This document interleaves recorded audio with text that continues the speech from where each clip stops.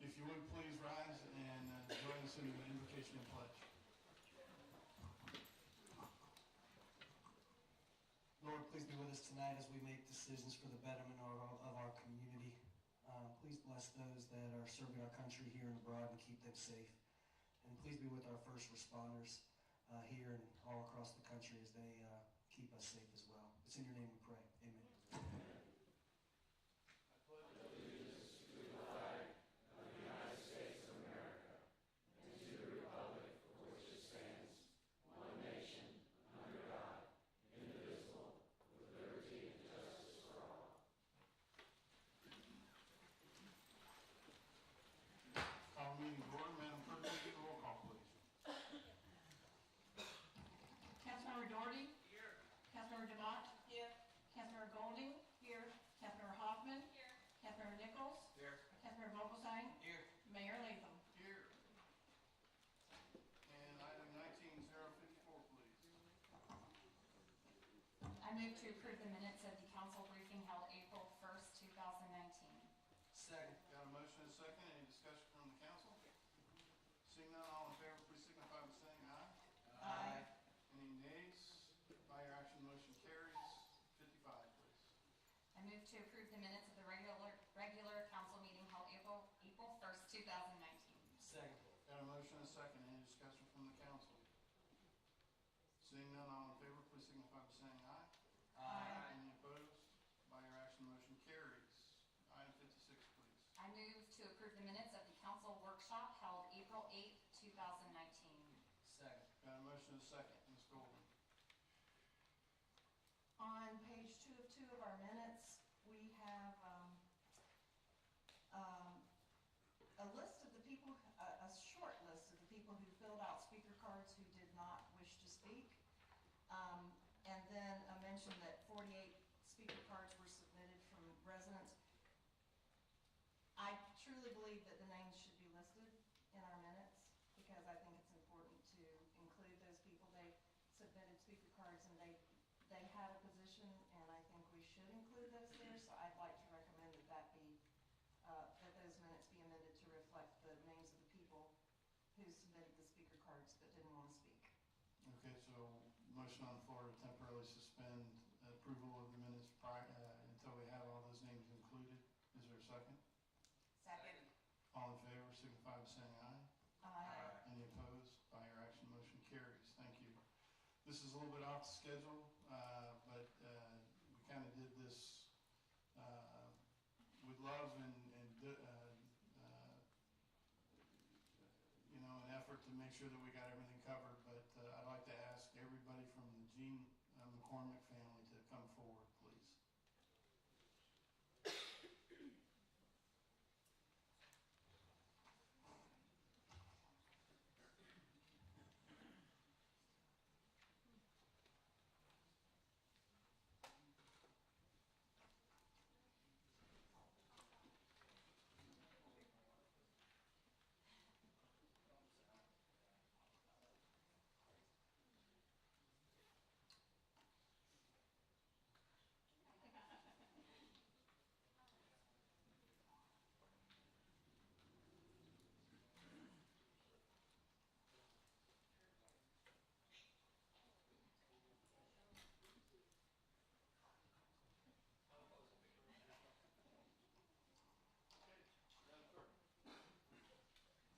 Okay.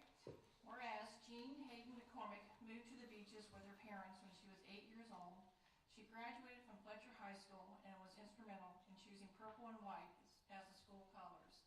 And whereas in 1939, Jean married J.T. McCormick at Beach Methodist Church. Their wedding was the first held in the Kakina building constructed by J.T.'s father, B.B. McCormick. And whereas Jean became a noteworthy leader of the beach's social structure and her involvement in the community grew. She established a dental clinic for underprivileged children, the foundation of the Azalea Garden Circle, the creation of a study group for local women to meet and discuss current events and other intellectual topics. And whereas Jean was president of the Jacksonville Beach Junior Women's Club and a founding member of the Women's Board of Wilson's Children's Hospital, Jean was also a mentor, supporter, and advisor to benefit the opening of the and Jean had a sense for preservation, and her vision and leadership inspired others to help preserve the history of the beaches and by founding the Beaches Area Historical Society. And whereas Jean embraced faith, family, and community with a sense of purpose and generosity, her effort produced tremendous results and enriched the lives of many. And whereas in celebration of her life's work and recognizing the contributions Jean Hayden McCormick has made to the Beaches communities, now therefore be it proclaimed by Mayor of Jacksonville Beach, City, Jacksonville Beach, Florida, that Jean Hayden McCormick is recognized as an outstanding leader in the community and posthumously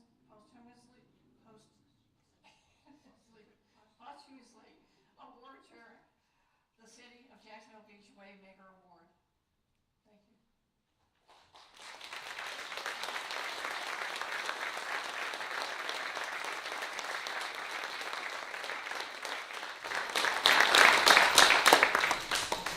This is a award that we started about 6.5 years ago. So far, we've only given it support to the community. So this is for Jacksonville, she made it right away. She did it a lot.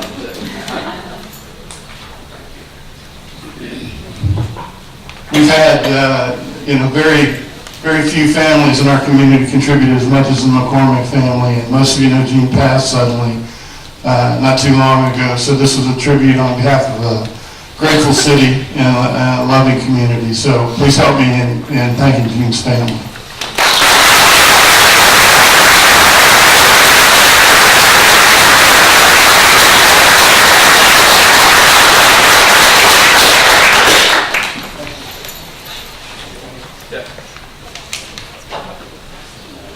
You have some seats now.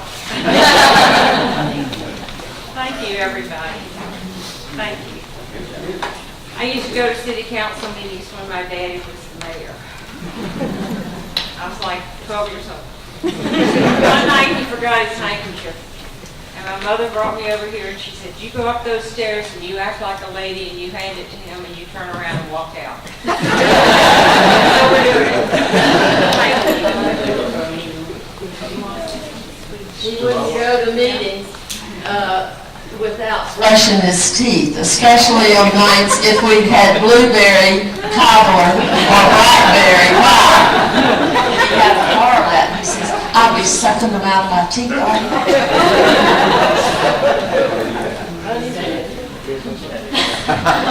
I can't top any of that.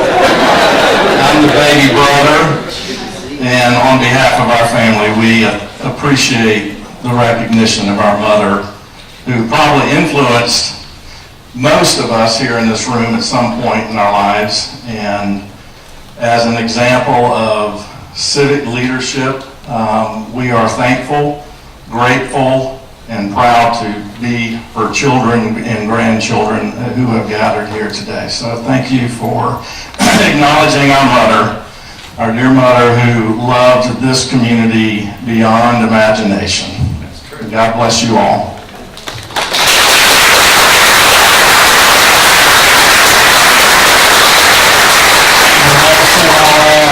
A parting thank you is Reed was actually the mayor of Jacksonville Beach when my father was on the city council before he became mayor.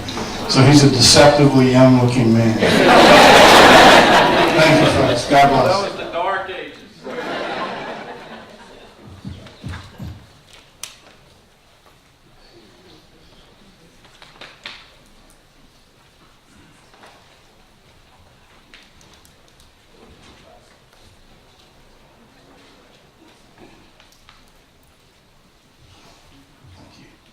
Okay, moving on to agenda item 19-057, please. Two announcements and courtesy. Oh, I'm sorry, you're right. Does anybody else have I use the announcements period for that? Ms. Hoffman? I just wanted to say kudos to Sam Veal and his team at Jack's Beach Festivals for a great Spring in the Blues. Other than a Saturday night washout, it seemed like a great festival and a good time seemed to be had by all. 29th year in doing that, so very impressive, Sam. Looking forward to number 30. Ms. Golding? I just want to mention that there is going to be an at-large candidate forum for the Jacksonville candidates that are going to be on the ballot May 14th. And it's scheduled for Thursday, the 25th of April at 7 o'clock at the Community Presbyterian Church in Atlantic Beach. I'd encourage anyone who is planning to vote. The at-large candidates do represent us here at the beach too, because they are at-large. So we need to care about the ones that are being elected in Jacksonville, and I would encourage everyone to make plans to attend that forum so that you can learn about these candidates before you vote. Again, at 7 o'clock at the Community Presbyterian on April 25th. Thank you. Okay, moving to courtesy of the floors, it looks like we have one card not associated with an agenda item, and that's Ken Marsh. Ken, if you come forward, give us your name and address, you'll have 3 minutes, sir. Sure. Ken Marsh, 2011 Gale Avenue. I just wanted to briefly touch on some of the comments made during the briefing about the downtown. There was much talk about garage, but I think it's essential to consider some of the things that were mentioned by Georgette, Chris, and Bill as far as what is it that we want to bring downtown in order to make those garages work. So answering that question is very important. And what goes along with that, and which didn't get mentioned in that briefing, or quite frankly for the past 6 years, is the Latham Park Plaza and the Pier Plaza. So as you move forward in these next couple of meetings about some of the things that have not been done in the 2007 action plan, those are 2 very large projects that help decide what kind of retail space you're going to use. So I won't be able to attend those meetings, but I certainly hope that you bring that up. Thank you very much.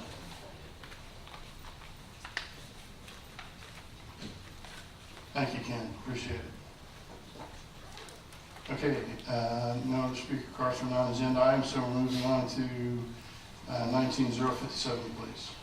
I move that we accept the monthly financial reports for the month of March 2019. Second. Got a motion and a second. Mr. Stefopoulos. These are just the routine monthly financial reports for the city. Does anybody have any questions for Mr. Stefopoulos or the CFO, Ms. Goldman? Perhaps Ms. Gossett could answer my question. On the general fund expenditures, the city administration current year expenditures percent of the budget is higher than, where we are right now in our budget timeframe. And why is that? Ashley Gossett, CFO with the City of Jackson Beach. I looked at that, and it is attributable to legal fees. We're running a little ahead of budget in this fiscal year compared to last. Okay. And then the building maintenance is low. And why is that?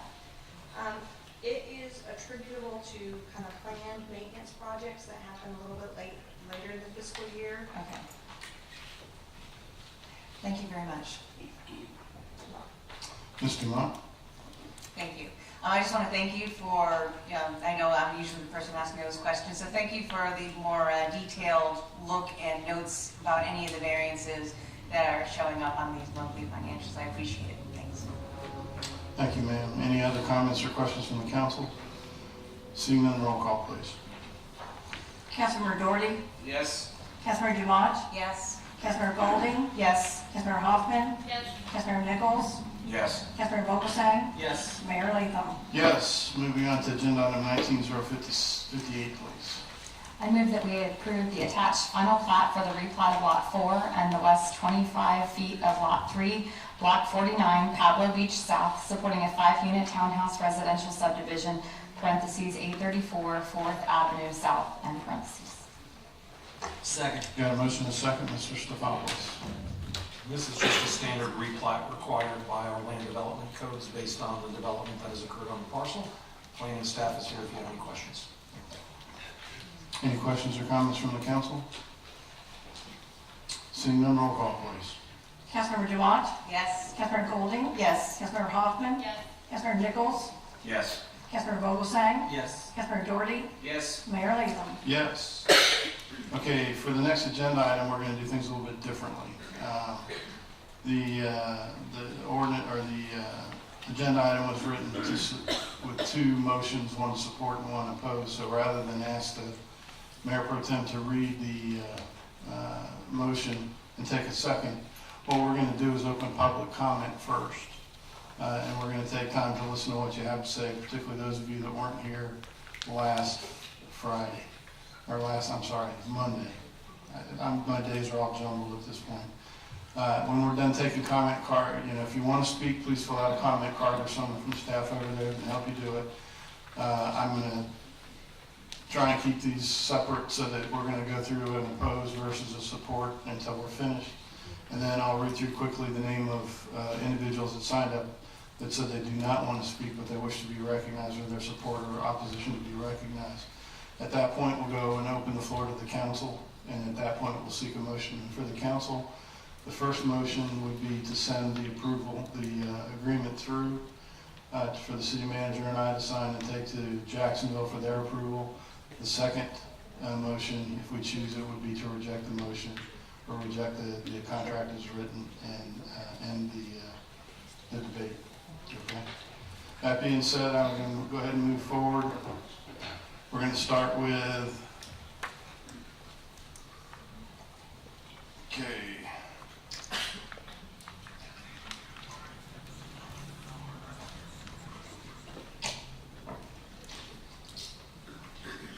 Chris Younger. Chris, if you'd please come forward, give us your name and address. You'll have 3 minutes, sir. My name is Chris Younger. I live at 3738 Sanctuary Way South. Mayor, council, city staff, I would like to thank you for your time and service. My name is Chris Younger. I am also a Jacksonville firefighter that lives here at the beach. I understand the task in front of you is a difficult one. As a citizen of this beach for 50 years, I believe we need to take a giant leap. That leap is to merge our fire department with the city of Jacksonville's fire department. It is truly what's best for our citizens. I was a part of the fire merger that happened 20 years ago this coming June between the city of Atlantic Beach and the city of Jacksonville. There has not been any major complaints with the fire service provided by the city by JFRD to Atlantic Beach or Neptune beaches since the merger. As proven in your workshop last week, and contrary to comments made in the beach's leader. In fact, the Atlantic Beach and Neptune Beach police chiefs are both pleased with the service provided. Seeing this merger firsthand, I believe it is a huge success for everyone. If you want to keep our fire department funded, the process of finding a new chief who's retiring, provide a second set of bunker gear for all fire personnel, and bunker gear washer to aid in the removal of carcinogens, which is a major cause of cancer among firefighters. Provide more training for firefighters, actually using the training academy that is in place now and not being utilized. Increase the manpower for the safety of all fire personnel. NFPA recommends 3-man engine companies, 4-man ladder companies. Jacksonville is compliant with these recommendations. Provide competitive salaries to decrease turnover. Fund a lifescan type physical for health and fitness for fire personnel. The threat of medical issues within the fire department continues to grow. RIP Lieutenant Raybach. If nothing else, this possible fire merger has exposed the dangers of understaffing and deficiencies within the Jacksonville Beach Fire Department. In fact, at the present time, half the personnel on the calls in Jacks Beach are JFRD personnel already. We have been lucky, but eventually our luck will run out. What we could get with this fire merger: cost savings to the city of upward of $15 million over 10 years, or $6 million over the same amount of time by adding a third engine, almost doubling our manpower. A community-based fire department with chosen personnel for smooth transition, some of whom reside in Jacks Beach and have a vested interest in this great city. They may even be your next door neighbor. I have to move on quickly because I'm not able to get everything in time. I appreciate you listening to me this evening. I understand that there may be some hiccups that come along with this merger, but once the dust settles, I believe you will be proud to have JFRD as your fire department. I am asking you to please vote in favor of this fire merger for the betterment of our beach community. Thank you again for your time, your service to this little piece of paradise we call the beach. Thank you. Thank you, Mr. Younger. Okay, moving to the other side, Deborah Waters. Deborah, if you come forward, give us your name and address. You'll have 3 minutes, ma'am. Good evening. My name is Deborah Waters. I'm the Executive Director and Managing Agent for Pablo Towers and Pablo Hamlet, both located here at the beach. While I personally do not live in Jax Beach, I'm speaking on behalf of more than 100 residents of Pablo Towers who completed request cards in opposition to the merger of the Jacksonville Beach Fire Department with the Jacksonville Fire Department. I have several brief points to make. The Jacksonville Beach Fire Department uses our 16-story building to train, rappelling down the sides or running the stairs in their full equipment.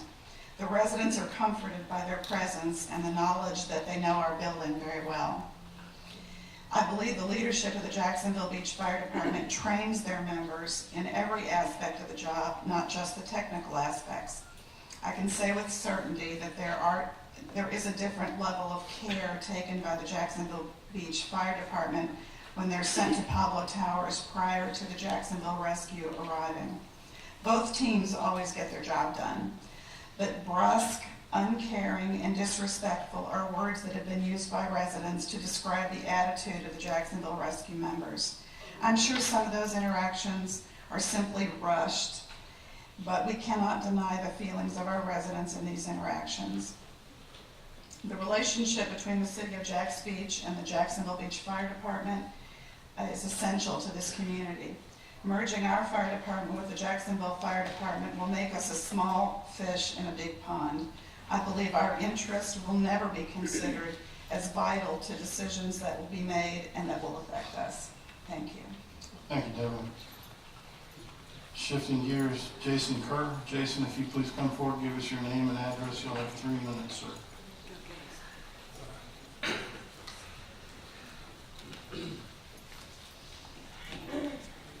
Good evening, Jason Kerr, 13569 Live Oak Court. Unfortunately, once again, I live across the ditch. I was also part of the consolidation back during Atlantic Beach. And 9-man fire department, 3 guys on shift, all under the age of 21. We had to rely on Jacksonville. And as Mr. Younger said, and as I said before, you guys have a great department. We're cost savings, $1.5 million a year, doubling your services.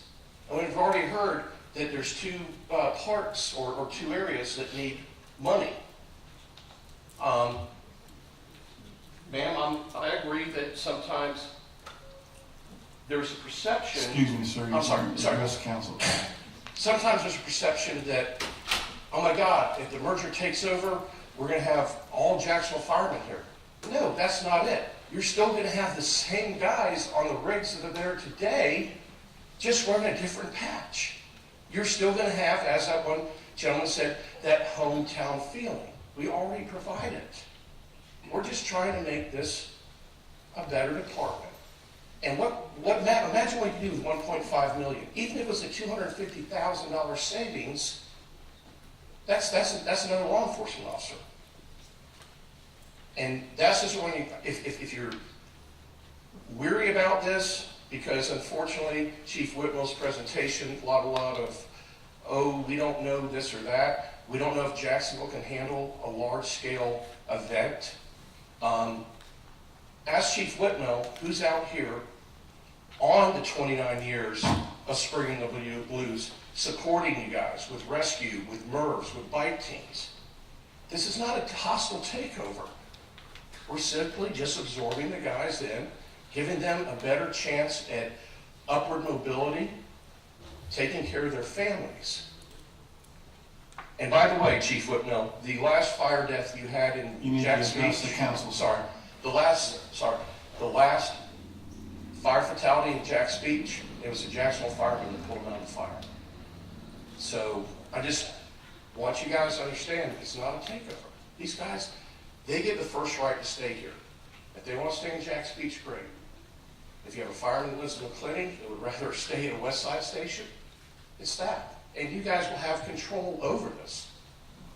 If there's a problem with Neptune or Atlantic Beach, the city manager calls the CFO or CEO of Jacksonville, who gets in touch with the fire chief, and they handle that. So, more information needed, take your time. If not, I am for it. Thank you. Thank you, Mr. Kirk.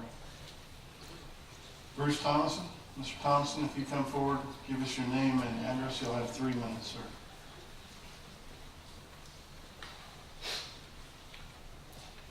Good evening, Mayor, members of council, Mr. City Manager, our city attorney. Bruce Thomason, P.O. Box 50556, Jacksonville Beach. I'll begin by stating I strongly disagree with the proposal to disband our fire department and contract with the city of Jacksonville. If it's approved, I'd like to share a few so-called benefits Jacksonville will give the residents and businesses of Jacksonville Beach. Quoting from the document itself, it is the intent of this agreement to provide an effective, efficient means of delivering advanced life support and fire services to residents and businesses in Jacksonville Beach. We are now and have consistently provided effective and efficient advanced life support and fire services to this community. The document states residents and businesses located in Jacksonville Beach can benefit from the advanced life support and fire services offered by Jacksonville. Currently, there are 21 members of our agency who are trained in advanced life support, and the rest of them all have certification in EMT. This agreement will reduce on-duty personnel. The agreement says they're going to drop from 8 to 7 personnel per shift and drop from 3 to 2 vehicles. That doesn't sound like they're increasing services. And how will reducing both personnel and equipment benefit our community? How will it make us safer? Another promise, COJ will use its best efforts to maintain the current levels of the services provided in Jacksonville Beach. However, best efforts is not defined. So it means whatever City of Jacksonville wants it to mean. And there's no remedy if you don't agree with the level of service other than opting out of the agreement, which would require a multi-million-dollar expenditure to reconstitute the department. Would any reasonable person sign a legal agreement that offered no protection in the event of substandard service? The agreement says Jacksonville can benefit from having 2 stations in Jacksonville Beach, which would enhance first response and provide backup capabilities to its other nearby fire operations. The phrase means they can and will pull their personnel and equipment from our city to respond to a call somewhere in Jacksonville, leaving us without coverage until they return. Finally, what problem will you solve by voting to disband the fire department and enter into an agreement with the city of Jacksonville to provide fewer services than we now offer? So I ask you to consider an alternative if this is possible. It's not up there.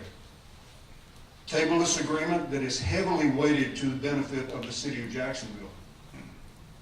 Let the residents decide in a referendum election if that's what we want to do to replace the absolutely fantastic fire department that we currently have and go with the city of Jax. Thank you. Thank you, Mr. Thomas. Isabel, I apologize in advance. Bartolucci? Is that pretty close? Yes, but I need request to speak. Yep, thank you. Isabel has said she's opposed to the agenda item and would not want to be speaking. Let's see, this way. Janelle Wilson. The Honorable Janelle Wilson. Janelle, if you come forward, give us your name and address, you'll have 3 minutes, ma'am. Thank you, Mayor, Council. Excuse me. I'm Janelle Wilson, 2014 South Ocean Front, Jacksonville Beach. When this agenda item was approached a few years ago, I was determined to keep an open mind about it. I had said then, and I still say, if we can have the same level of services for the same cost and money, I'm all for it, and save money, I'm all for it. But in reading the agreement, it becomes obvious that if we're reducing staff by few people. We're also reducing our fire engine by one. That's not the same level of service.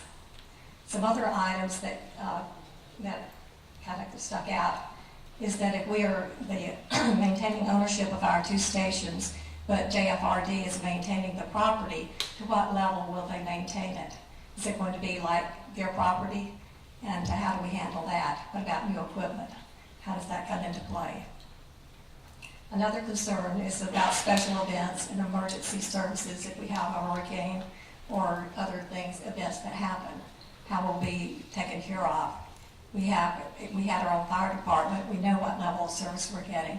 We don't know the level of service that we will be getting if we contract out our service.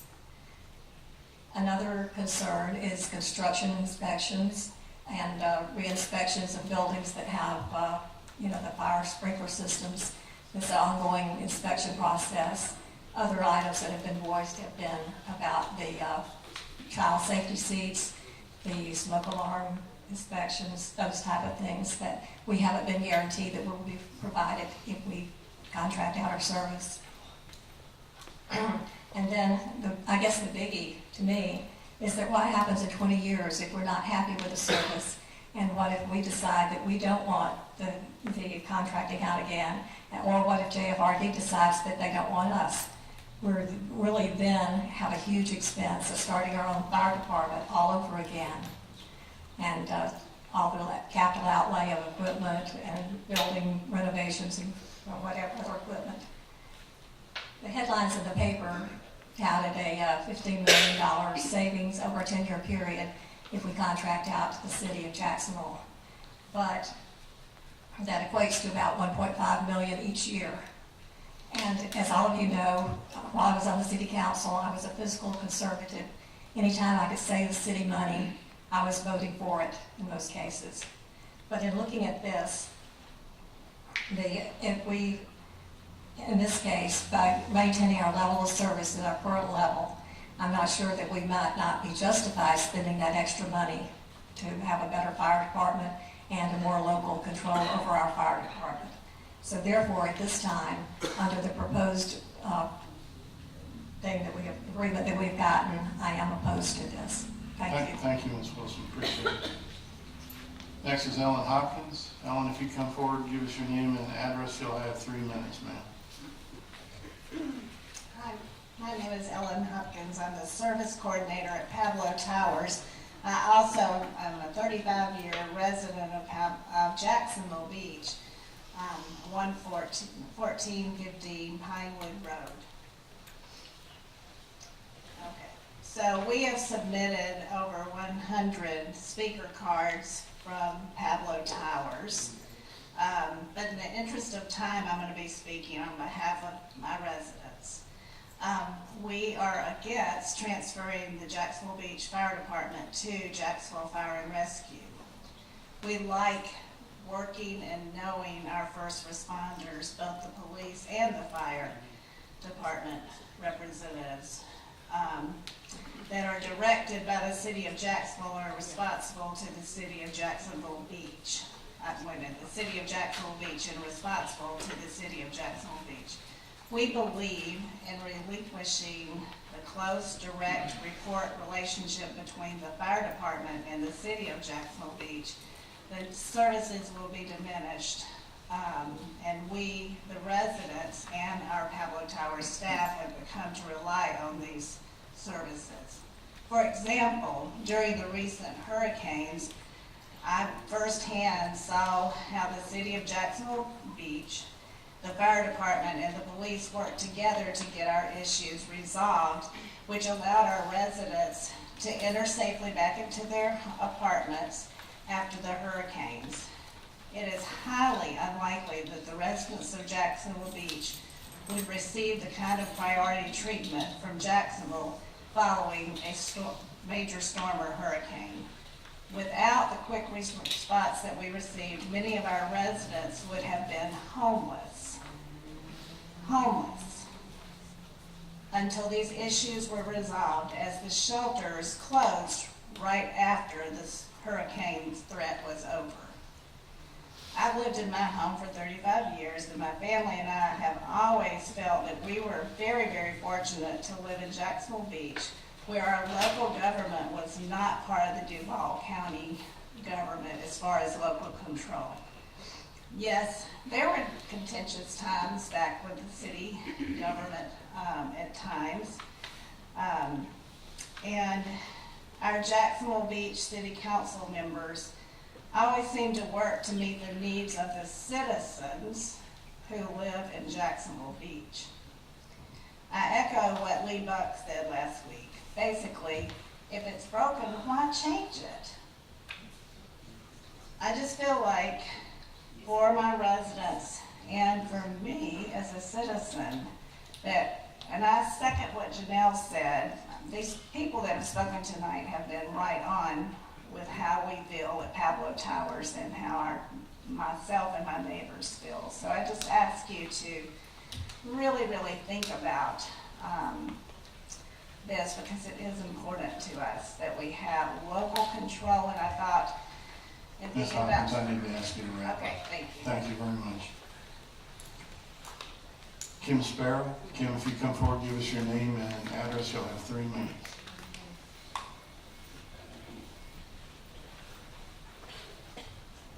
Good evening, Kim Sparrow, 945 Majestic Cypress Drive North, Atlantic Beach. I spoke in front of you guys last week and asked you to think about this merge from a different perspective, from the perspective of a wife and a mother to a husband, you know, in the fire department. This week I'm going to take it a step further, and I'm going to ask you to listen to the two sides of this issue. We've got one side who is talking about facts and figures and, you know, things that they think might happen. And on the other side, you have a group of people who I personally have heard, and I hope you have heard as well, talking with passion, talking with conviction about how badly they want this to happen. I'd like to ask if it's okay if every non-admin member of the current Jacksonville Beach Fire Department and their spouses to stand up, please, that are here. These folks are some of the toughest people that I know. And I'm telling you right now, if this vote is a no, you are going to see some of the toughest people and the bravest people that I know, emotional wrecks. I mean, there's just no other way to say it. Do you think you're going to see anybody from Pablo Towers or from this organization or this business or somebody who lives down the street who does not really, truly have a dog in this fight get upset and cry if this doesn't go their way? I'm imploring you to look down deep inside you and think about how this is not just about money. It's not just about dollars. It's not about, you know, car seats and fire, and, you know, safety inspections. It's so much more important. It needs to be fixed because it's broken. It's been broken for a really, really, really long time. And you are going to get a better served department. You're going to get a better served community because you're going to have people that are happier, that are healthier, that are all around mentally and emotionally more stable than the current situation it is right now. And I am telling you, as sure as I know my name, if this merger does not go through, there's going to be a hell of a lot of work that's got to be done at the going forward Jacksonville Beach Fire Department to have any level of service that you guys are wanting. Thank you. Thank you, Mayor. Rick Knight, the Honorable Rick Knight, if you please come forward, give us your name and address, you'll have 3 minutes, sir. I need just a minute to calm down because I rewrote mine 3 times to try not to offend no more of my friends than I have already. But Bruce covered almost everything. Bruce covered a lot of right down the line with mine, so I got to skim them, but I do have some extra to add. And like I said, I hope I don't lose no friends over this. Like it's been said, why are we trying to fix something? The part he brought out where they said they'd try, that shows right there they had no intentions of doing it, in my opinion. Cost savings, that's a rough estimate.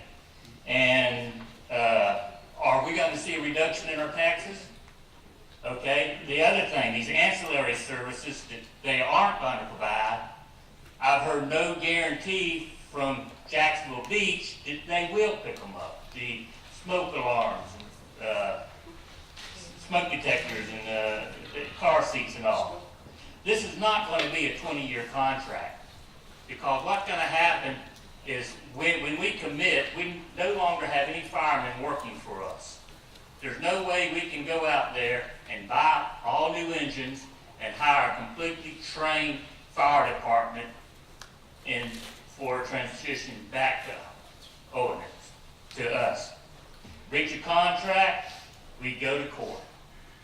You just don't say, if you breached it, and walk away. We'll go to court. Jackson will hold all the cars whenever it is. I lost one note. One thing is the guaranteed 2.5% increase every year, or the CPI, whichever is greater. That's a 25% increase in 10 years minimum. That's a 50% increase in 20 years minimum. Where's our cost savings? That's no matter what the economy does. We have another 2008.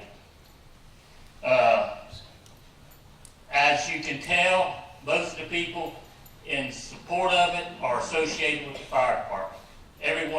Most everyone who's against it are the tax-paying citizens that's paying that extra money, that wants this hometown rule, that wants our own fire department. Are we going to take away that right from 22,000 plus people to accommodate a few? Less than 30 is my understanding. I had one other thing to say, but I ain't got time to go over it. Push comes to shove and y'all still feel necessary, table it, let the citizens vote. They're the ones that's either going to benefit or lose in this case. Thank you. Thank you, Mr. Knight. Aaron Pearson. Aaron, if you come forward, give us your name and address. You'll have 3 minutes for that.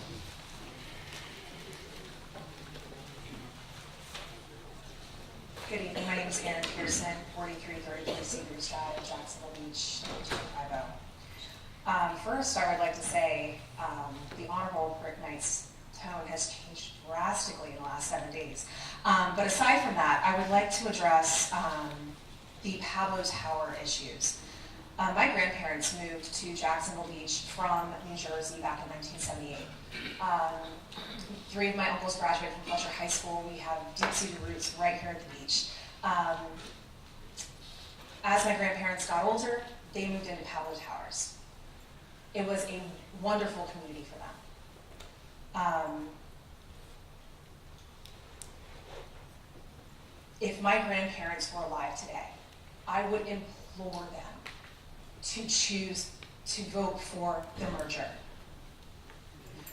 The issue of fewer services, same level of services, these questions have all been asked and answered. Chris Younger stood up here, the first speaker, and he said, Jacksonville has 3-man engines, 4-man ladder. That is the NFPA minimum. Jacksonville Beach cannot meet it. They cannot. I emailed a couple of the council members this morning, and I expressed the fact that I'm a Italian girl, I grew up in Mandarin, and I fell in love with the Jax Beach boy, go figure. He ended up deciding he wanted to become a firefighter. And I was all on board. He told me to beat bricks or get on board, and I got on board. And never did I ever think that the city that my grandparents loved, that my uncles grew up in, that my husband and his brothers and my children are now growing up in would be in a community where they're facing hostile work environments. They're facing situations where they don't feel safe going to work. And these are already unsafe jobs. These men did not sign up for the safest situation, but they did it willingly because they loved the community, because they loved people. They didn't do it for any other reason than to help. And all they've gotten in return is no, no, no. So I'm asking you, please, be somebody that is in their corner. Be in our corner. I don't want my kids to grow up in an area where I don't know if we're gonna have the proper men show up if there's a house fire. I don't know if there are gonna be enough trucks available, or we have to wait for a mutual aid response. These are not things that taxpayers should have to worry about. I do want to wrap up with one thing. To make it to where the fire department is a place that is safe, think about all the money that has to go into it. That is coming out of taxpayer dollars. So saving 1 point something million a year as opposed to having the taxpayers pay into it, think about that. Think about your ISO rating going to a 1 instead of a 2. Your business owners are now saving in taxes. The city is winning. The business owners are winning. The neighbors, the citizens, everyone is winning. Thank you for your time. Thank you, Ms. Pearson. Ken Marsh. Ken, if you come forward, give us your name and address again. We'll give you 3 minutes in return. Ken Marsh, 2011 Gale Avenue. You know I'm opposed to the merge because this is not an issue driven by the citizen. But although I'm opposed, I also heard what our fire department has said last week and tonight. They want a divorce. So why are the citizens here? Well, with all due respect, we're here because previous councils, and 4 of you, which are part of the 2012 council, have not properly addressed what our fire department has been trying to tell you all for years. They are unhappy, they are overworked, and they are underpaid. Relationships do not fall apart if everyone is contented. The story is in the budget. The budget tells a story from 2012 till now. I went through them. I scoured them. They tell a similar story. Here's the 2019 budget facts. Of our fire department when compared with comparable surrounding communities, fact, average firefighters for all those communities is 1.75 people per 1,000 population. We have 1.2. We are understaffed. Our budget says that. Fact, our fire cost per 1 million of protected property is $900. That's $520 less than the average. Our costs are down, and so is our staffing.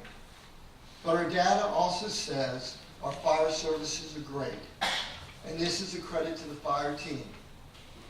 Fact, you can all go way back to 2014 budgets on, and it's a similar story.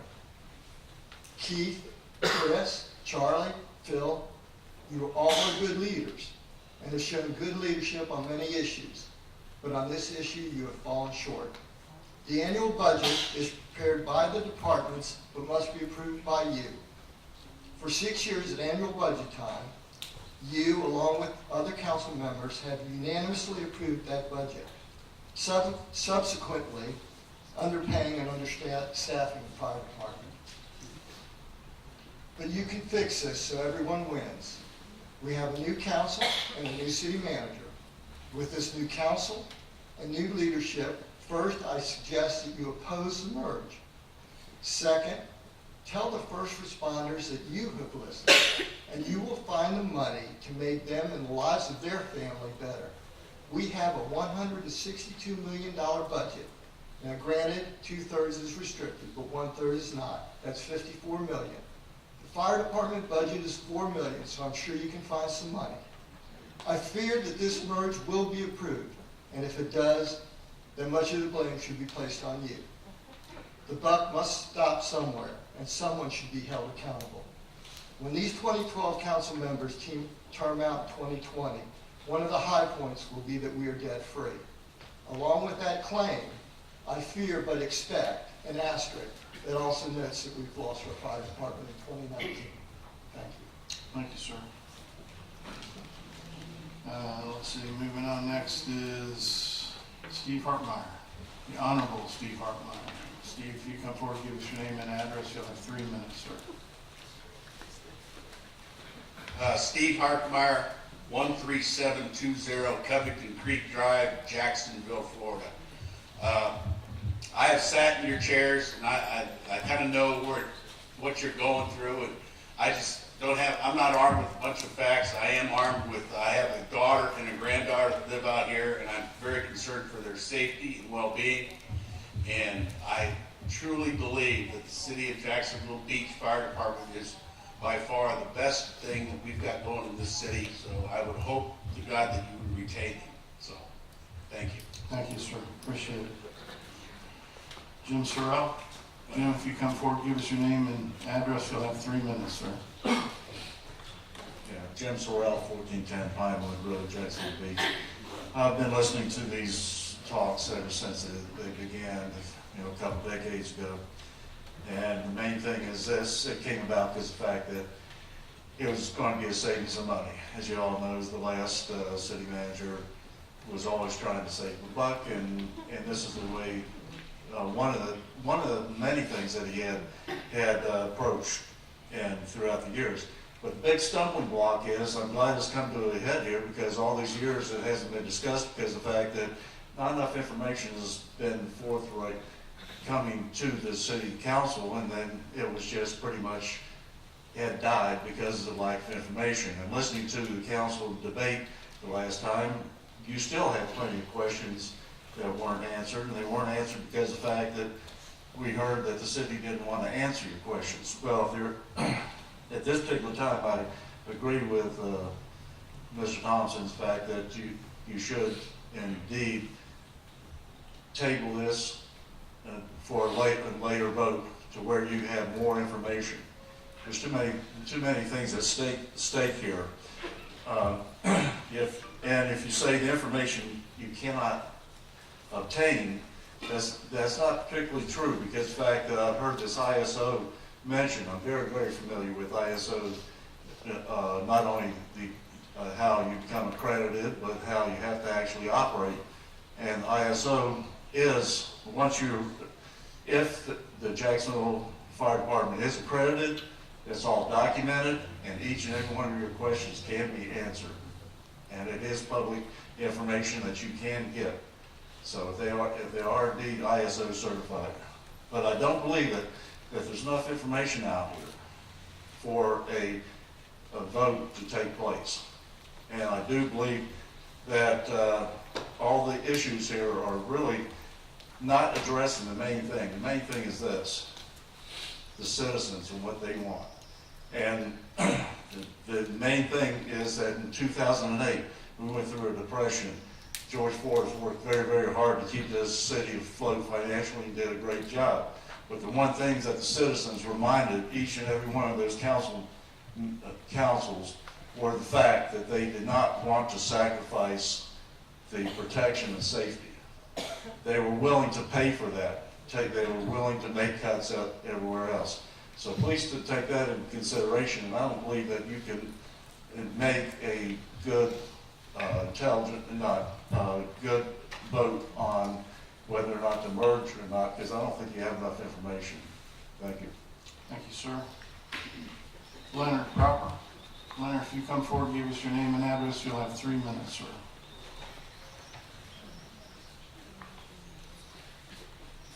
Hey, Leonard Cropper, 1301 First Street South, Ocean 14. So, council members, thanks for listening to us a little bit. I am opposed to this, not as much as some people would, but I just want to share a little bit about the experiences that I have. I worked a lot with the Jacksonville Beach Fire Department. We did 2 hurricanes together. We've done 4 air shows together, dozens of 4th of July's, marathons, and holiday deployments. I've worked intimately with every single person involved in the men and women of the Jacksonville Beach Fire Department. Remember, those firemen are also paramedics. They are our first responders. Just Thursday at the beach hut, my wife and I was in there at 2 o'clock in the afternoon. 75 people in there over the age of 60. The guy starts choking. We give him a little first aid.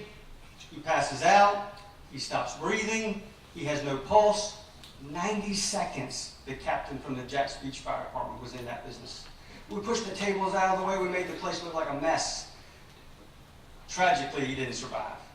But that family was so appreciative of how fast they got there. That's something that you have to remember. Local knowledge matters. We have elderly people in this community that live in high-rises that have unique entry points. Every one of those high-rises, you can't just jump in there. There's codes, there's keys, there's buttons, there's elevators, and the local guys know how to do it. And it matters. It just matters. Personnel problems should never be operational problems. They're separate. Don't combine them. They're separate. Listen, the fundamental role of government is public safety. It's the fundamental goal. It's a wealthy city. Kudos to the city manager and the leadership to try to find, savings. Great.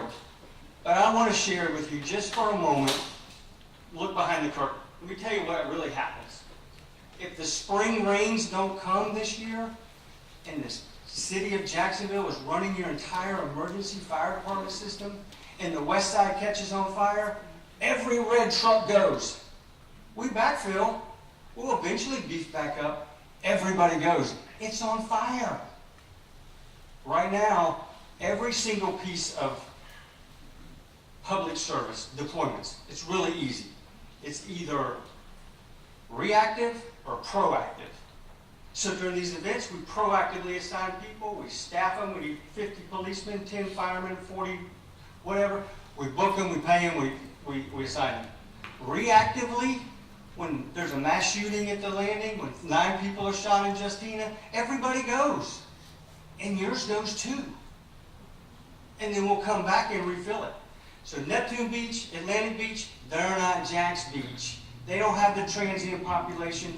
They don't have the parking. They don't have the population. And they need the services in Jax Beach from the local guys.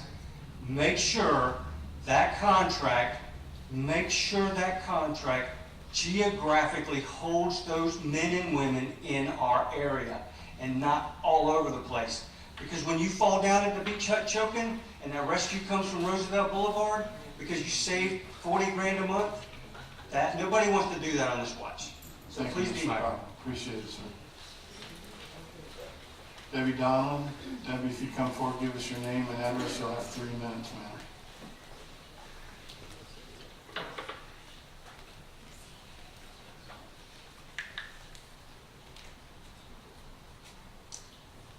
Good evening. I didn't really intend to speak, but I feel so strongly opposed to the merger that I am. I've been a resident here over 30 years. I'm a retired school teacher. I understand the fiscal issues that are being discussed, but I feel this is a loyalty issue because money's always going to be money. There's always going to be problems with money. If the beach needs money, the beach needs to find it. We've done it. Jacksonville is not going to be loyal to the beach. They never have been.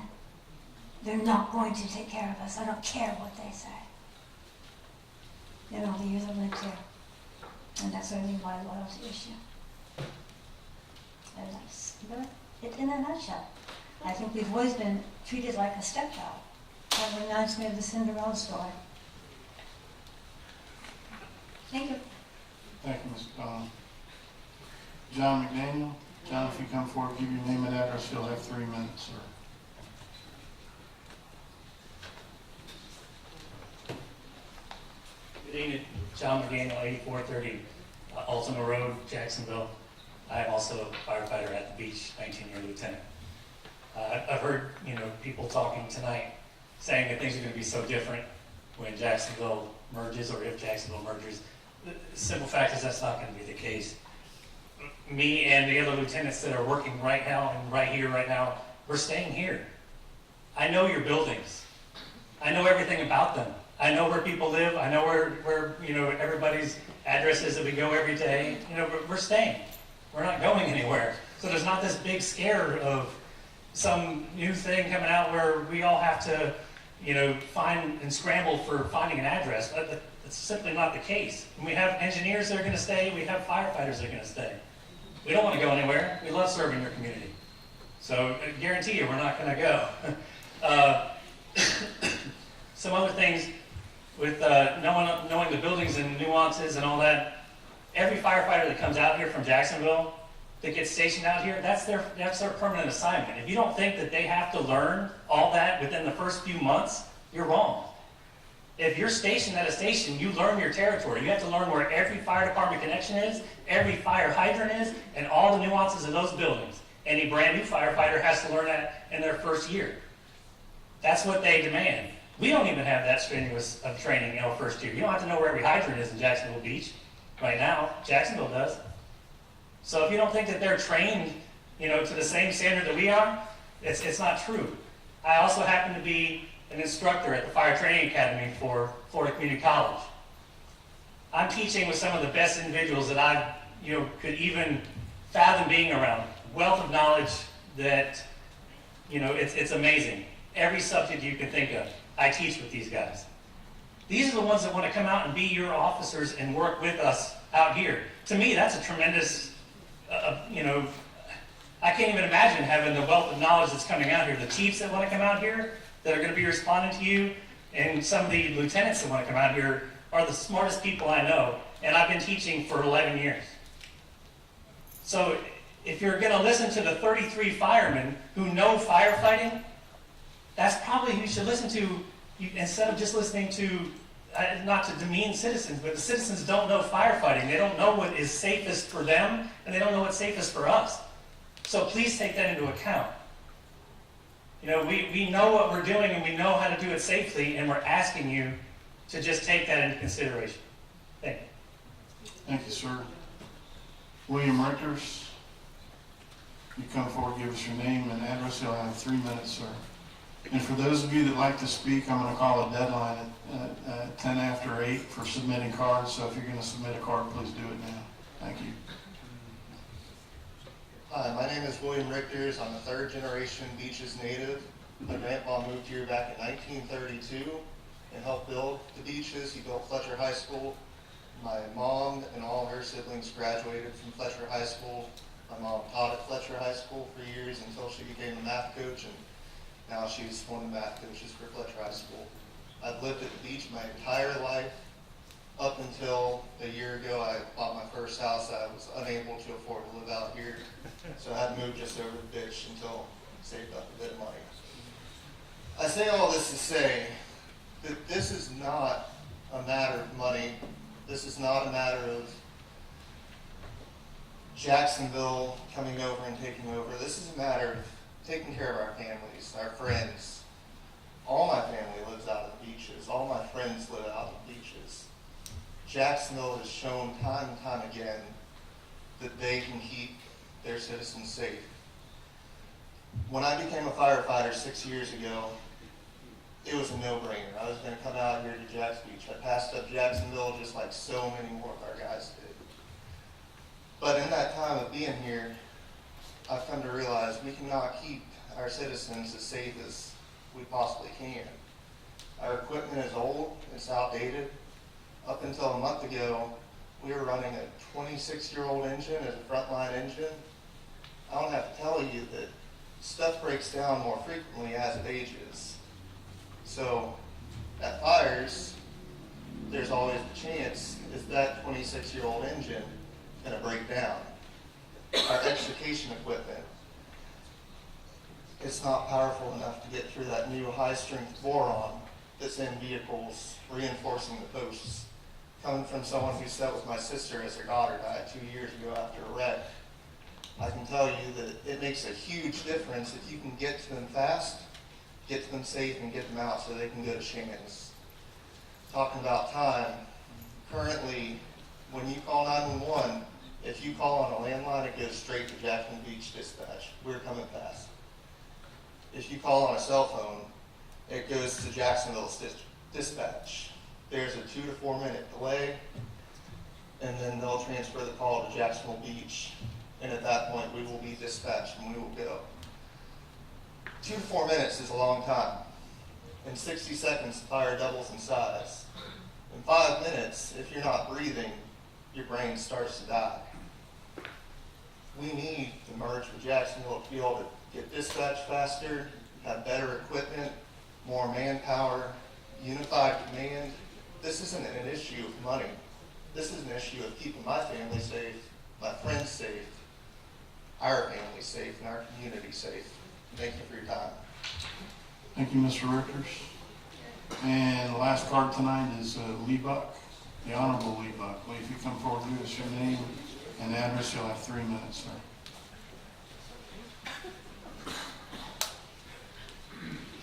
Lee Bob, 136 17th Avenue North, Jacksonville Beach, Florida. I appreciate Mayor and Council for, I didn't quite get finished the last time I talked. Everything's been said pretty much that can be said. But there's one thing that I was going to finish up on. I've been on City Council 12 years, or was. The first 8 years, from 2004 to 12, I was at large. And of course, that's the whole beach. So I hopped on my little bike and went from one end of this beach to the other. I had good competition, but what I won on was the services of Jacksonville Beach.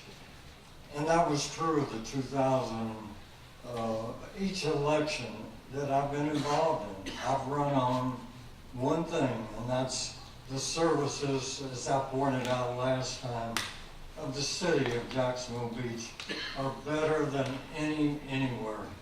And just in this morning's paper, they were talking about infrastructure and the huge problem in the state of Florida. The city of Jacksonville Beach is always on top of our infrastructure. And yet, we're going to be debt-free in 2020. We're on top of the game. Our citizens know we're on top of the game. And we need to stay on top of the game. They trust us, and we, as city council people and councilors, they trust you to stand behind them and for them. And so anyway, the last thing I was going to say, which was covered several times tonight, this should not be going before city council. Just since this has started, over 12 years this has been discussion. But over the past few weeks, I've talked to many citizens. I have not heard one. Rick Knight and I ran into somebody from Neptune Beach after the meeting last week, and the person said, you should keep your department where it is. And that was a person from Neptune Beach. But this should not be a decision of the council. This should be tabled. And I assure you that if this went before the public, it would be just like when we ran the 35-foot referendum. This thing would be defeated soundly. I hope you keep that in mind. Thank you. Thank you, sir. Okay, I'm going to go through the list of folks who filled out a card that said they did not want to appear. Got John and Alice Taylor opposed. Monica Huntzinger opposed. Gail Gardner opposed. Deborah Zitrower opposed. Lynn Dukes opposed. Michael N. Edwards opposed. Betty Smith opposed. Bruce Anastasio opposed. Laura Lawrence opposed. Claudette Stokes, opposed. Nancy Gray, opposed. Stanley Wood, opposed. Donna Houston, opposed.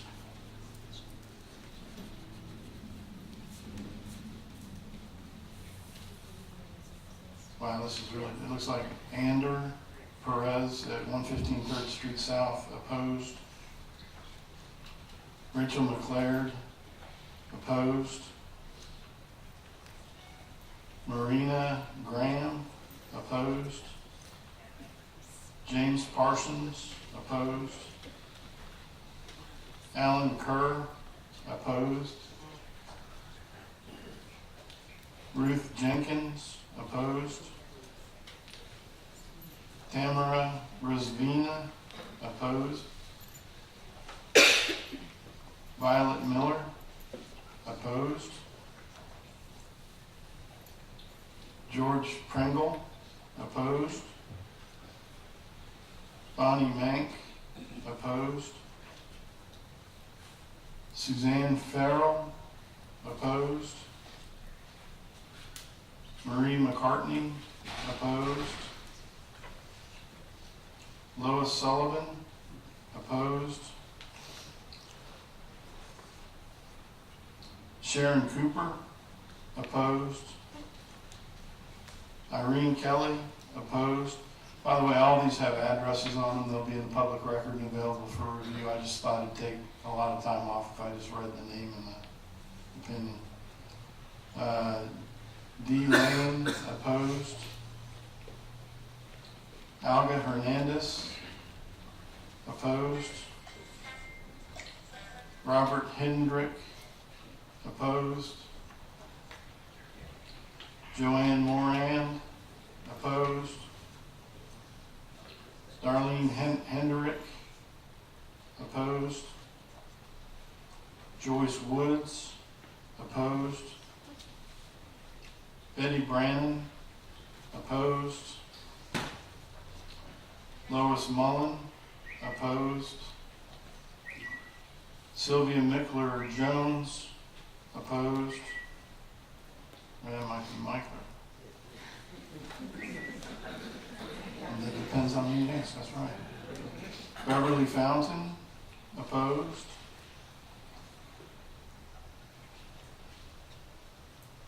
Pauline Collins, opposed. Sure. Just wanted to ask, are these people that are not present in this room right now?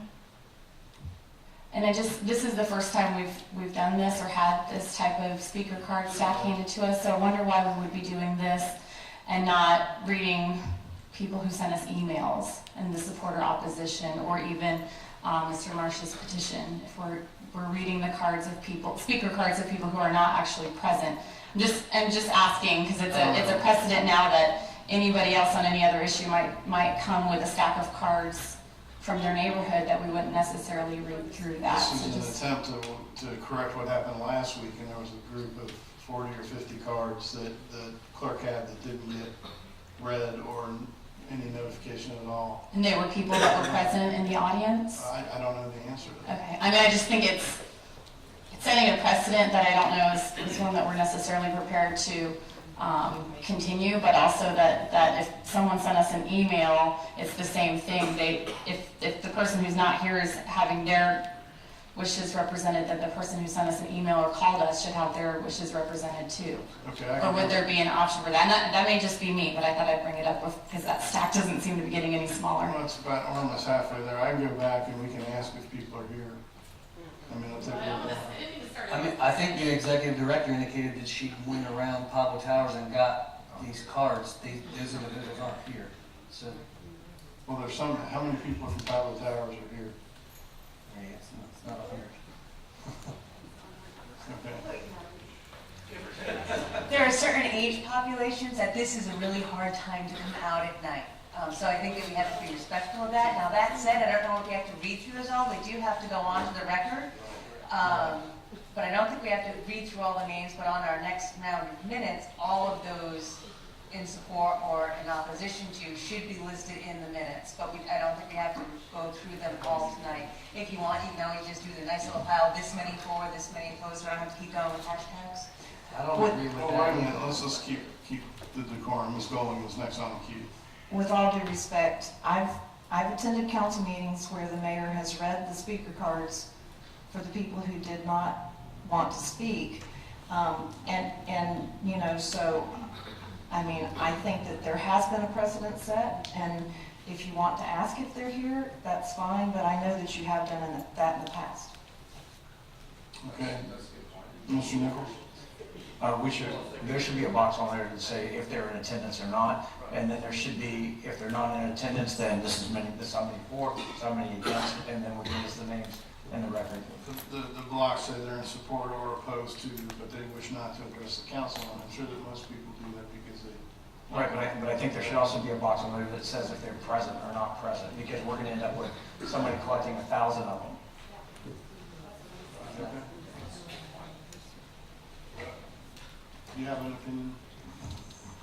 I just would suggest that if it has been precedent to only read the cards of people who are in attendance, the only way to correct that would be to start over and ask the individuals to raise their hands. If that's what you wanted else to hear. My point is, Go ahead, Ms. Hobbs. my point was only that I'm concerned about a precedent that we're setting if we are going to represent people's opinions that aren't physically present. If we are going to do that, then we should be representing all of the opinions that we've received of people that aren't physically present. So if we go through this list, and I agree, if someone is here and they wish not to speak, but they've presented a speaker card, then I do agree that you should read that. But we know these are all from the same place, and we know that they're all opposed to, so the recitation of the names seems a little bit unnecessary to me, but I think it would also encourage people to do the same thing if they know they can get, I mean, Ken Marsh probably would have used speaker cards instead of his petition form, because he knows those would have been read in the meeting. But I'm not asking that this be read over again. Okay, I'm just looking at the first several here. 516 North 10th Avenue North, 526 18th Avenue, 18th Street North, 1422 Pinewood, 17 Oakwood, 115 3rd Street, which I believe is Pablo Towers, and then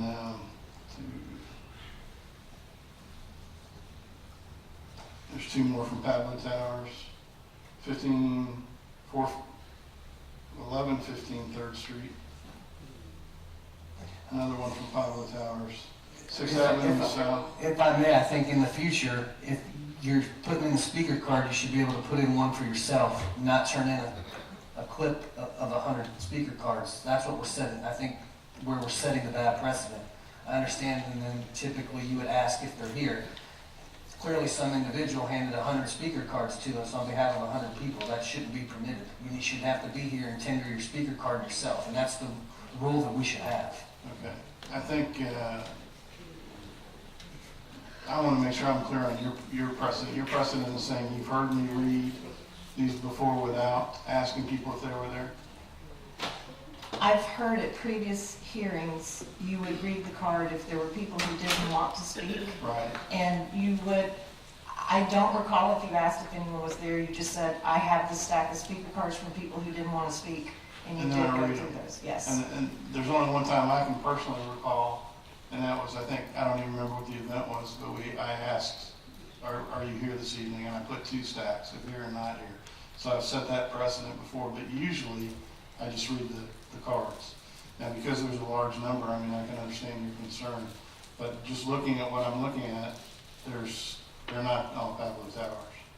So that will be in the record. I mean, I don't have any problem stopping at this point, and having the clerk post the names and addresses in the record, if that's something that would make everybody comfortable. That'll take place presumably after the vote. Yeah, I mean, I think you started, so you might as well finish now, because people are going to feel left out.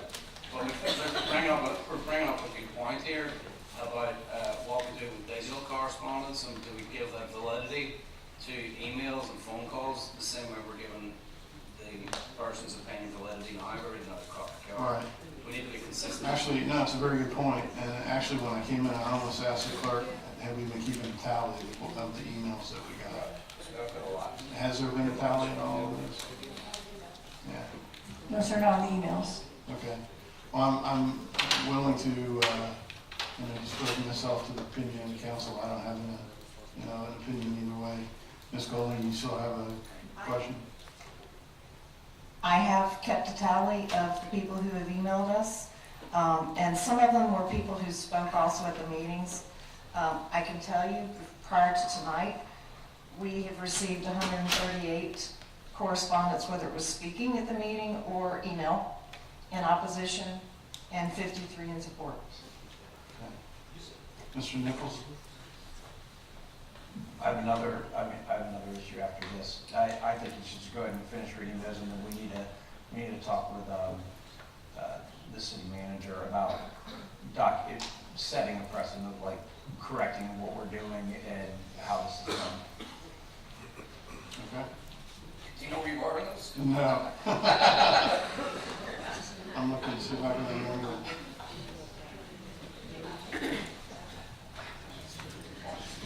It's a pretty hefty number.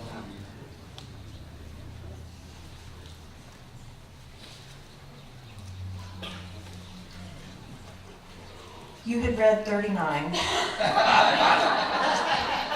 So the 39 that were read, there was 46 turned in that we had documented names for. I'm assuming, are we double counting everybody now? Like we're not keeping track. So now the 46 before would be the same people. So Oh, we had speakers come up from both, from more than one meeting. I'm saying if we're, the whole tally situation is not, we can't really put any reliance on that because. This is unusual, it's the first time it's happened, so, I didn't even know about the speaker cards at the last meeting, and they weren't even mentioned publicly in the meeting until, actually tonight. So this was, the decision was just to read the cards. But like I said, we can, let me count 39. Or 40 if you put Isabel, last name began with B. Bartolucci? Yeah, she didn't want to speak, but, so I don't know if you put that one in there. That would bring us up to 40. Just for clarification to my fellow council member, I didn't double count anyone in the numbers that I gave you because I did it in a spreadsheet. Yes, I did it in a spreadsheet.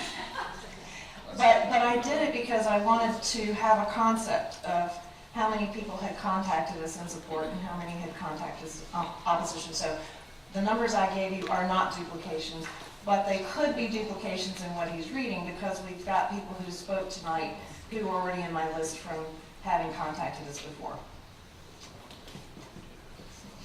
But that's also the people that have contacted you. Granted, we get group emails, but we're also getting some emails from people in the community that go directly to individual council members. Okay, I got 39 done. So I got 40 here. You guys want me to keep going? Yeah. All right. Anna Dillard, did I mention you? Okay, good. I'm starting at the right place. Opposed. Roseanne Parada.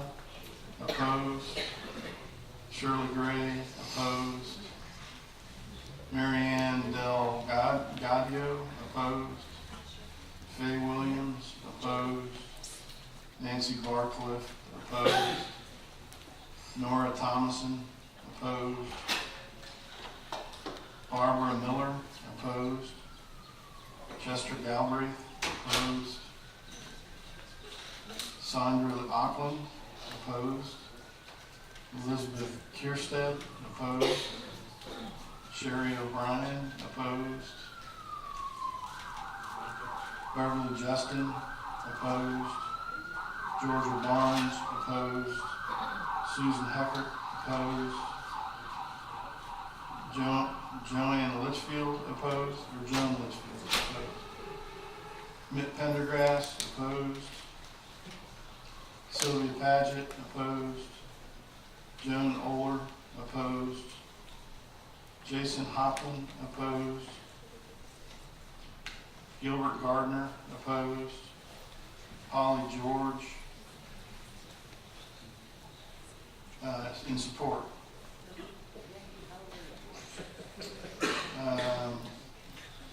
Roberta Woodcreef. Opposed.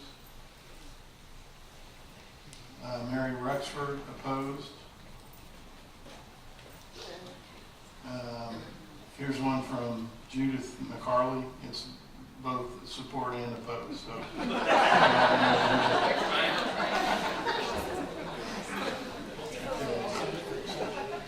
Barbara Gordon. Opposed. Bonnie Villette. Opposed. Thelma Roberts. Opposed. Al Boone. Opposed.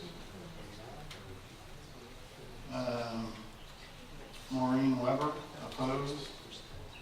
Karen Bolster. Opposed. Alice Gillis. Opposed. Norma Sandine. Opposed. Carolyn Johnson. Opposed. Dolores Kenna, opposed.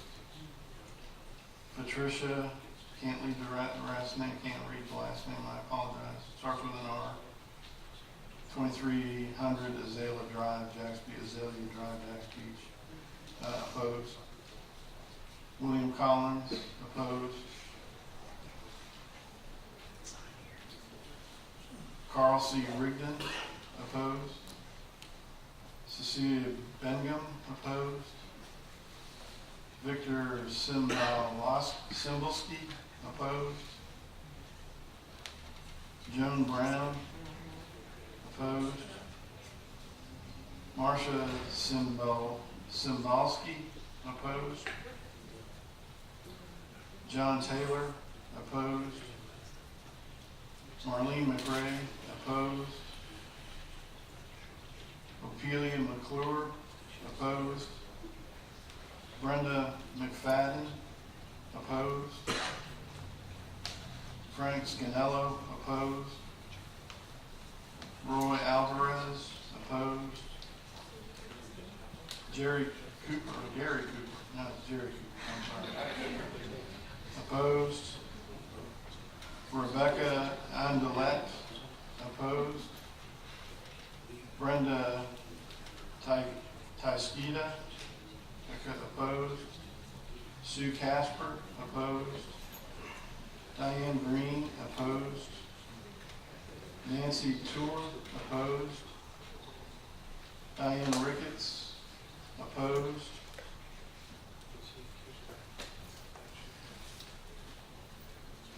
Taylor Tieper, opposed. Apologize if I'm butchering the names here. George Moon, opposed. Nancy Moore, opposed. Catherine Sterling, opposed. Pilar Picornell, opposed. Anya Pedlow, opposed. Barbara Bauer, opposed. Eloise Amos, opposed.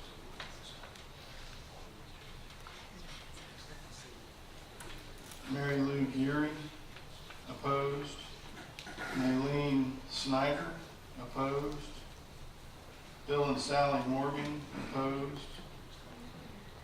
Diana McFlynn, opposed. And then Isabel, who we've already counted. So I'm not going to count her again. Okay. Please don't ask me to do that again. Next time we'll have a photo. Okay, so we've at this point terminated. We're getting ready to go into council discussion unless there's too few lights up. Mr. Nichols, did you have something to add? And Mr. Mayor, I'd like to move to continue this action until the next regularly scheduled city council meeting at 7 p.m. April 29th. And what's the reason for that? I think there's too many unanswered questions right now, and I think that we can discuss this. I'd like to make that motion. Okay, we've got a motion on the floor. Second. And a second. Okay, discussion. Mr. Doherty, you're on. I'm not discussing this motion, but I would like to modify it. Well, we have to vote on the motion and then we can modify it. So, would you like to? Yeah, I'm sorry. I've had some people in the community reach out to me to say that they think that there may not have been. I know we had a public meeting where they could speak, and we've had this option for them to speak. I think there's a couple questions about the level of service.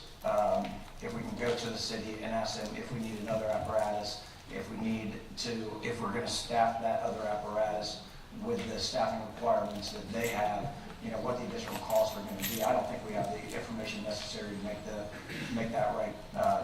this decision right now. Okay. Ms. Hoffman? I agree, and I think a couple of the speakers even suggested tabling it. I was still getting emails up until this meeting starting, until my phone died.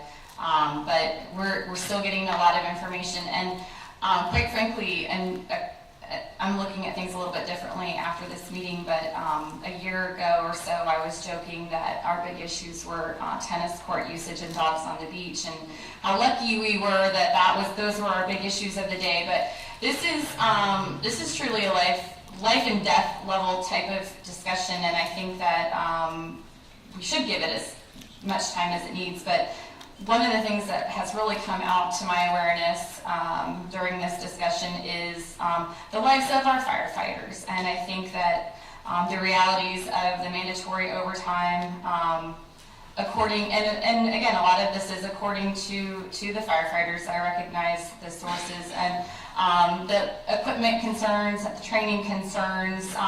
My question now is that I'm concerned that we're not comparing apples to apples when we're talking about the cost benefits of this. We're comparing what we have right now in Jacksonville Beach to what Jacksonville would have to offer us. Where what I would like to consider is what would all those levels look like if we provided them for ourselves versus what Jacksonville has to offer us.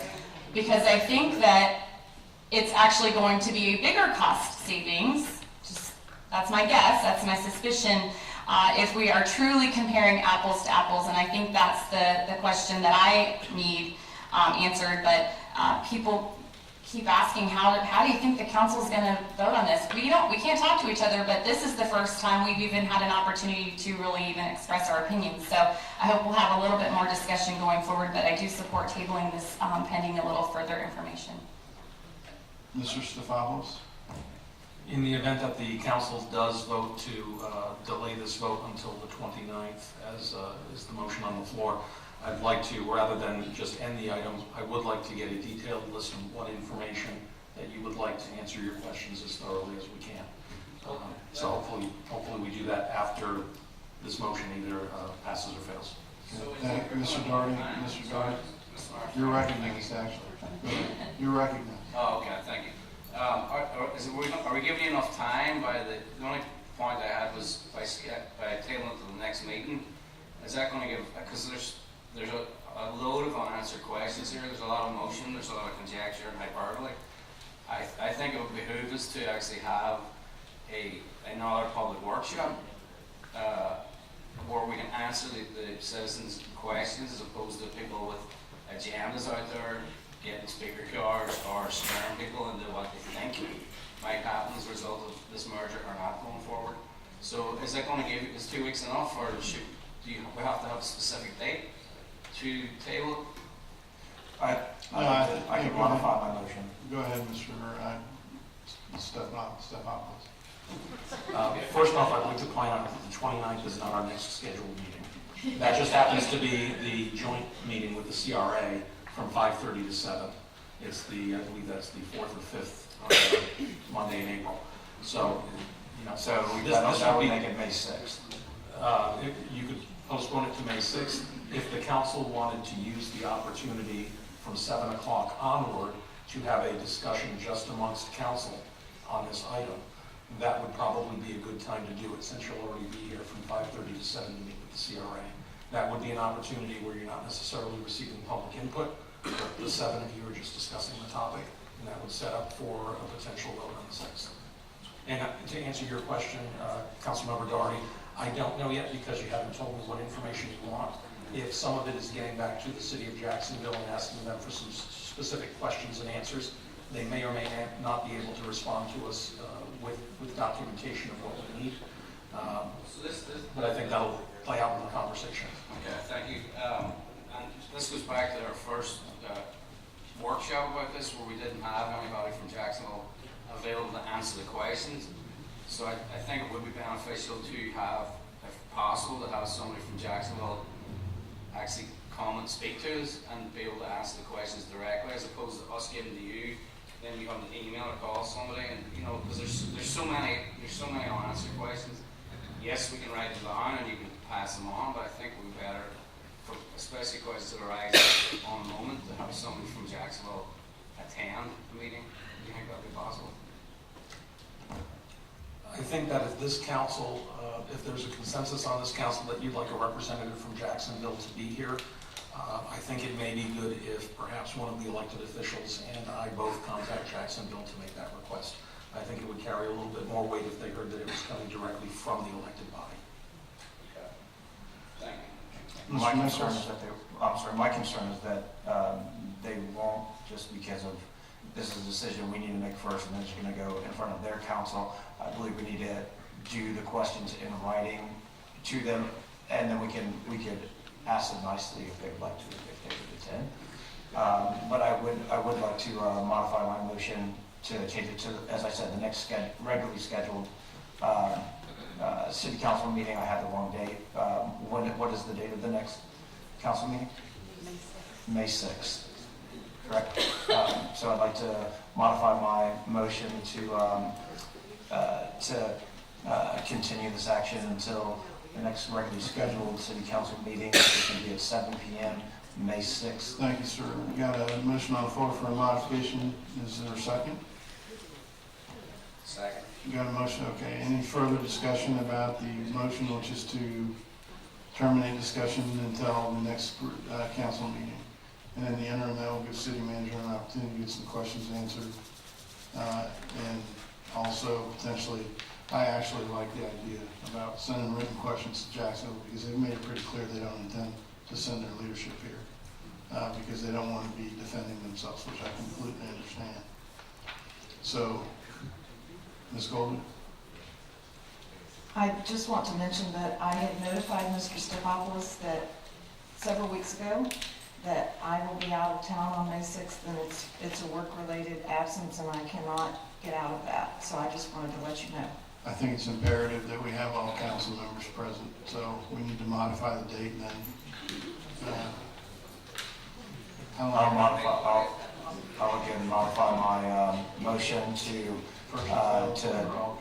continue this action until the next regularly scheduled, or I'm sorry, continue this action until the city council meeting on May 20th at 7 p.m. Second. Wait a minute, everybody check your calendars. That's it.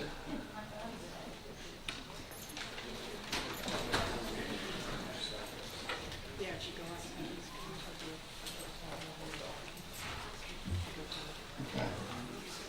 All right, so the motion on the floor is for May 20th, reconvening and doing a little additional research between now and then. Any last discussion? Mr. Vogelsang?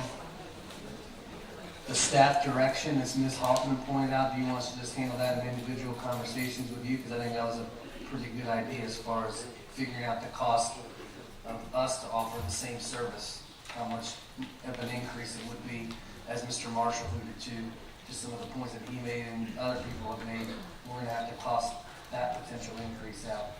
So do you want us to address those costs with you privately, and then staff can work on figuring out those numbers? If there are questions that you have that you would like to put out on the table now, I'd like to get that list as soon as possible. If I'm waiting a week for each person to send in an email or have a conversation with me, that may ultimately delay the response time. I think that there was some additional information that was sent out to the council over the last several days, one of which, at the request of Councilmember Golden, was with regards to trying to get the pricing to apples, the level of service, so to speak.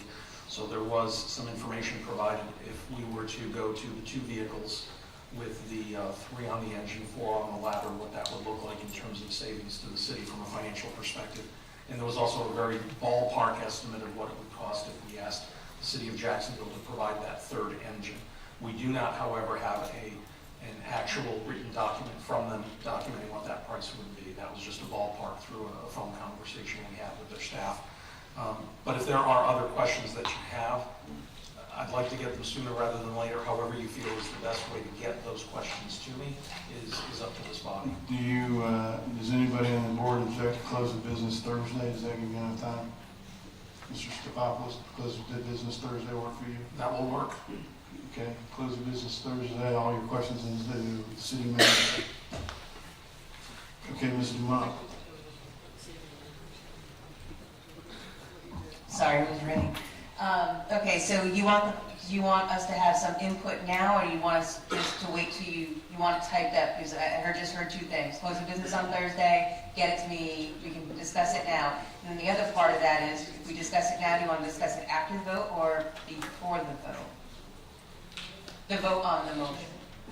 If we haven't voted on the motion. Either works for me, but I would also like to confirm, are you also looking at taking some time on April 29th after the CRA meeting to have a publicly viewable workshop, but no public input at that? I'm seeing a consensus to do that. Okay. Okay, and the answer to the first half of the question sounds like get it in as soon as you can, deadline is Thursday, close of business. The sooner that he gets it, the quicker you can work on it. Okay, any other comments or questions before we vote on the motion? Madam Clerk, roll call, please. Councilmember Golding? Yes. Councilmember Hoffman? Yes. Councilmember Nichols? Yes. Councilmember Vogelsang? Yes. Councilmember Doherty? Yes. Councilmember Demott? Yes. Mayor Latham? Yes. Ladies and gentlemen, that concludes our agenda this evening. I'm going to adjourn the meeting. Have a nice night. We'll pick this up again.